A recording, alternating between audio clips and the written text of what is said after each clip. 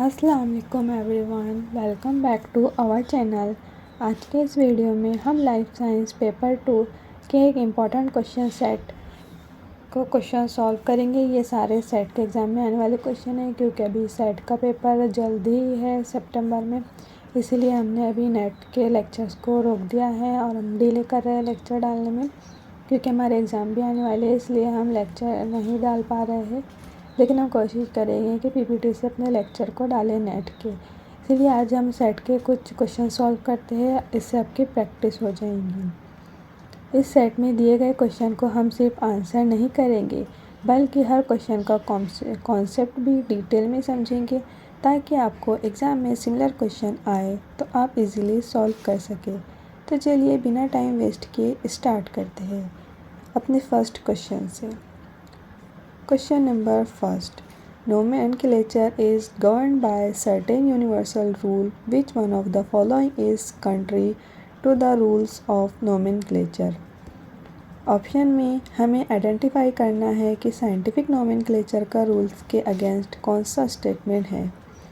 सबसे पहले समझते हैं कि नोमेनक्लेचर क्या होता है। नोमेनक्लेचर का मतलब है ऑर्गेनिजम्स को साइंटिफिक नेम देने की स्टैंडर्डाइज्ड सिस्टम। बायोलॉजिकल नोमेनक्लेचर में जनरली साइंटिफिक नेम लैटिन या लैटिनाइज्ड फॉर्म में होते हैं। एग्जाम्पल देखिए, मैग्नीफेरा इंडिका। यहाँ मैग्नीफेरा जीनस है, इंडिका स्पेसिफिक एपिथेट है। साइंटिफिक नेम में पहले वर्ड जीनस को रिप्रेजेंट करता है और जीनस का फर्स्ट लेटर कैपिटल होता है। सेकंड वर्ड स्पेसिफिक एपिथेट होता है और यूजुअली लोअर केस में लिखा जाता है। प्रिंटेड फॉर्म में साइंटिफिक नेम को इटैलिक किया जाता है, और अगर हम इसे हैंड रिटन लिखते हैं तो दोनों वर्ड्स को सेपरेट अंडरलाइन किया जाता है।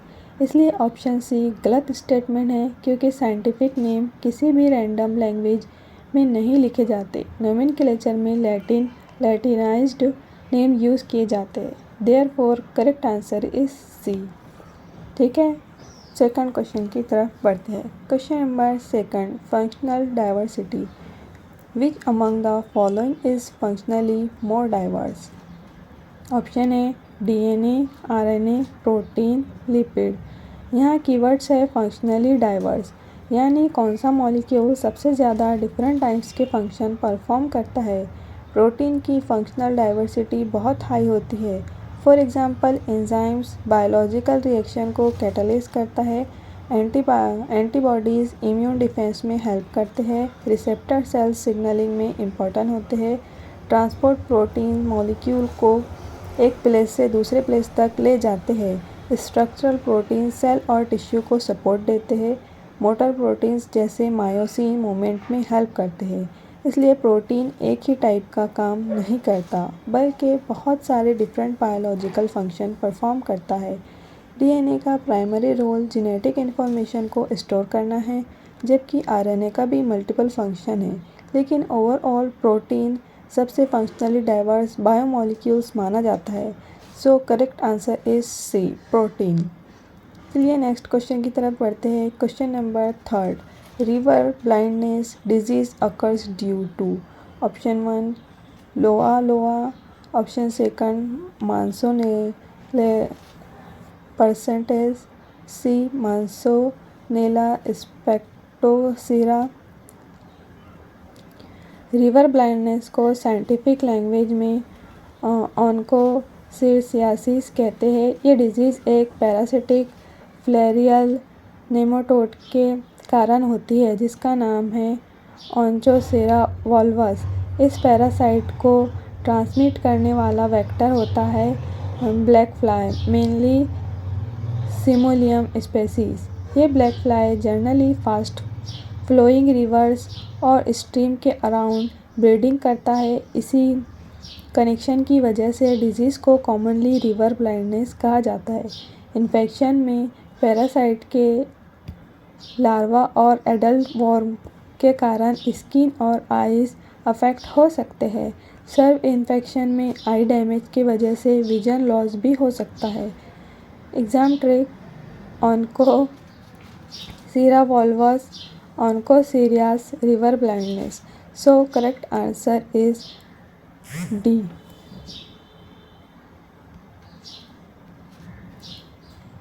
ठीक है।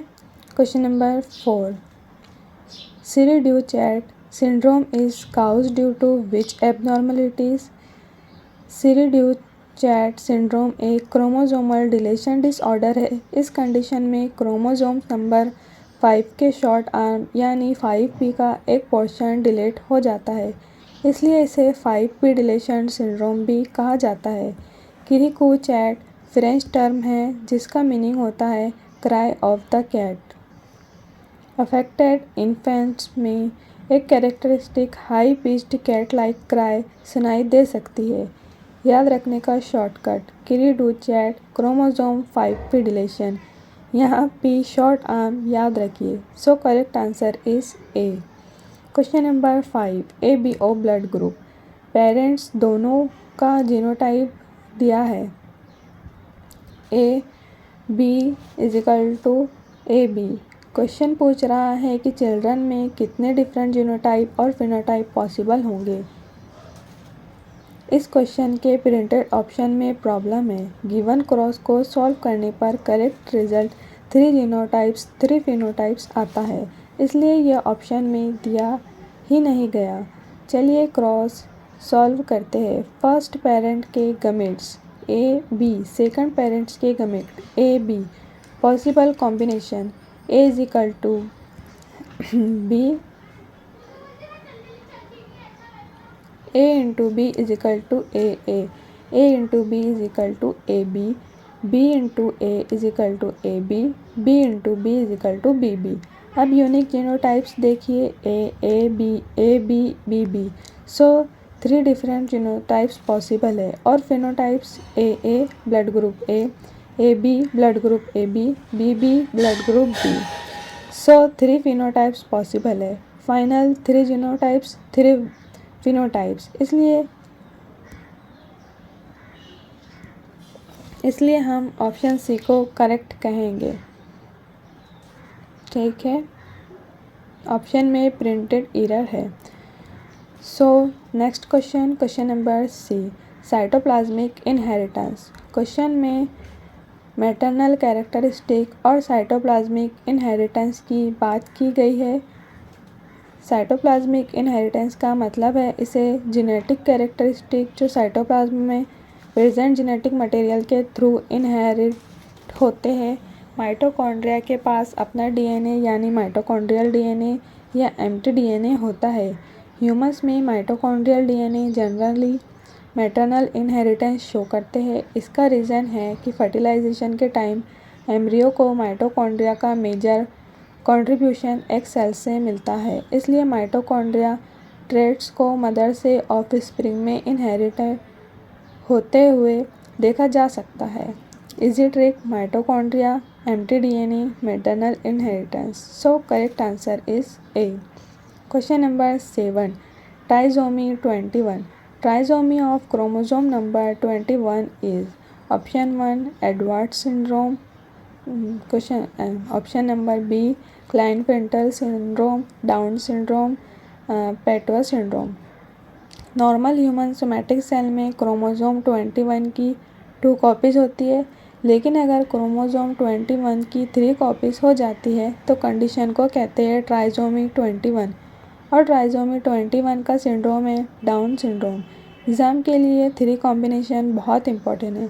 Trisomy 21 Down syndrome, trisomy 18 Edward syndrome, trisomy 13 Patau syndrome और Klinefelter syndrome is equal to XXY sex chromosome abnormality है। So correct option is C. Next question, question number 8, bacterial transformation. ये question थोड़ा conceptual है, इसलिए इसे carefully समझते हैं। Donor strain lysine plus histidine plus valine, recipient strain lysine histidine valine. और bacteria को ग्रो करने के लिए मीडियम में लाइसिन और वैलिन ऑलरेडी सप्लीमेंटेड है। अब देखिए मीडियम में लाइसिन और वैलिन प्रेजेंट है, तो बैक्टीरिया को लाइसिन और वैलिन खुद सिंथेसाइज करने की ज़रूरत नहीं पड़ेगी।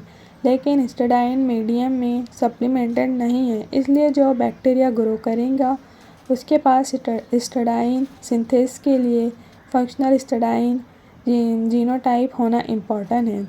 ट्रांसफॉर्मेशन के through recipient bacterial cell donor से डीएनए ले सकता है और अपने जीनोटाइप में चेंजेस ला सकता है। गिवन ऑप्शन में मीडियम की कंडीशन को कंसिडर करने पर हिस्टीन कंटेनिंग ट्रांसफॉर्मेशन सेलेक्ट होगा, इसलिए गिवन ऑप्शन में lysine histidine valine lysine histidine valine वाला ऑप्शन यानी ऑप्शन बी करेक्ट है। ठीक है। Next question number 9, function of nucleotide. Question पूछ रहा है which of the following is not a functional of nucleotide. Option 1 energy carries, secondary messenger, components of coenzymes, provide electrons of etc. Nucleotide सिर्फ DNA और RNA के building blocks नहीं हैं, इनके और भी इम्पोर्टेंट फंक्शन हैं। एनर्जी कैरीज एटीपी और जीटीपी एनर्जी ट्रांसफ़र में इम्पोर्टेंट रोल प्ले करते हैं। सेकेंडरी मैसेंजर सीएएमपी और सीजीएमपी सेल सिग्नलिंग में सेकेंडरी मैसेंजर की तरह वर्क करते हैं। कोएंजाइम सेवरल इम्पोर्टेंट कोएंजाइम जैसे एनएडी, एफएडी और COA nucleotide coenzyme A nucleotide relate component करते हैं। ETC को इलेक्ट्रॉन्स प्रोवाइड करते हैं। ये स्टेटमेंट न्यूक्लियोटाइड्स का डायरेक्ट जनरल फंक्शन नहीं है। ETC में NADH और FADH2 रिड्यूसिंग इलेक्ट्रॉन्स प्रोवाइड करते हैं। इन्हें न्यूक्लियोटाइड का जनरल फंक्शन के रूप में नहीं क्लासीफाई किया जाता। Therefore option D is correct. Next one question and last one, question number 10, चारगाफ rules. DNA sample में एडेनिन इज इक्वल टू 30% है। क्वेश्चन पूछ रहा है कि साइटोसिन कितने परसेंटेज होगा। डबल स्टैंडर्ड डीएनए में चारगाफ रूल अप्लाई होता है। रूल के according A is equal to T और G is equal to C, ये दोनों पेयर करेंगे। अब एडेनाइन दिया है, adenine is equal to 30%, therefore T is equal to 30%, AB A plus T 30 plus 30 is equal to 60%. Total DNA is equal to 100%. Remaining 100 minus 16 is equal to 40%. ये 40% G plus C है, क्योंकि G is equal to C तो 40 upon 2 is equal to 20%. Therefore cytosine is 20%. So correct answer is B 20%.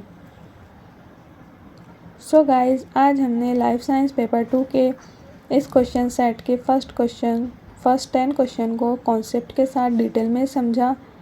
मैंने कोशिश की है कि हर question का सिर्फ करेक्ट आंसर नहीं बल्कि उसके पीछे का कॉन्सेप्ट भी क्लियर हो, क्योंकि कॉम्पिटिटिव एग्ज़ाम में सेम कॉन्सेप्ट को डिफरेंट फॉर्म में पूछा जा सकता है। अगर आपको ये एक्सप्लेनेशन हेल्पफुल लगा हो तो वीडियो को लाइक करें, चैनल को सब्सक्राइब करें और कमेंट करके बताएं कि नेक्स्ट सेट के क्वेश्चन का एक्सप्लेनेशन भी चाहिए।